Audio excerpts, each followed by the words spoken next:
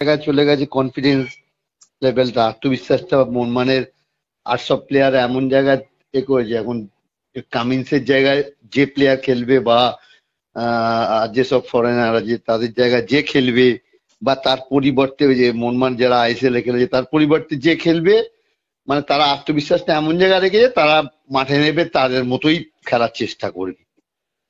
এটাই মোহনবাগানের মানে প্লাস পয়েন্ট। মানে একটা টিম জিততে জিততে জিততে জিততে জিততে জিততে একদম মানে পর্বতের শিখরে উঠে গেছে, সেই সেই সেই জায়গায় মানে মানে কনফিডেন্স লেভেল প্রচন্ড হাই লেভেলে চলে গেছে একদম। সুতরাং মোহনবাগানের কাছে যে টিমই খেলুক মোহনবাগানের এই মরশুমে মোহনবাগানকে হারানো খুব মুশকিল। আর যারা খেলেছে তারা তো সবাই মোটামুটি মোহনবাগানের রিজার্ভ বেঞ্চ, আইএসএল এর আরো যেসব টিম আছে সেই টিমে প্রত্যেকেই ফার্স্ট টিমে খেলার যোগ্য প্লেয়ার ছিল। সুতরাং তারা চান্স পেয়েছে, তারা হারিয়ে দিয়েছে। খারাপ তো আমাদের লাগেই, আমাদের যে টিমটা 2-1 গোলে হারালো মোহনবাগানের, মানে সব ফুল টিম না খেলিয়ে মোহনবাগান সেই টিমটাকে হারিয়ে দিয়ে গেল, তো এটা তো আমাদের খারাপ লাগবে। আমাদের খারাপ মানে মানে টিমটার আত্মবিশ্বাস এমন একটা জায়গায় নিয়ে চলে গেছে।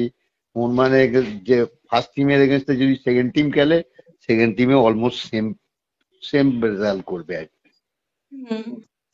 যাই হোক, ইস্টবেঙ্গল পারেনি বলে মোহনবাগান, আমরা ইস্টবেঙ্গল সাপোর্টার, কিন্তু ইস্টবেঙ্গল পারেনি বলে আমি চাইছি, আমি চাইছি যে সুপার কাপটাও মোহনবাগান চ্যাম্পিয়ন হোক। বাইরে মানে মোহনবাগান চ্যাম্পিয়ন হওয়া মানে বাংলার ট্রফি আসা, এটা আমরা হেরে গেছি বলে আমরা হিংসায় বলবো না যে ওরাও হেরে যাক, সেরকম বলবো না। আমি চাই মোহনবাগান ভালো খেলে সুপার কাপটা যদি চ্যাম্পিয়ন হতে পারে, তাহলে আমরা এবছরে সবকটা ট্রফি, আমরা সন্তোষ ট্রফি থেকে আরম্ভ করে আইএসএল এর 2টো ট্রফি সবই কলকাতাতেই আমাদের বাংলায় আসছে, এটা মানে আমাদের গর্বের ব্যাপার।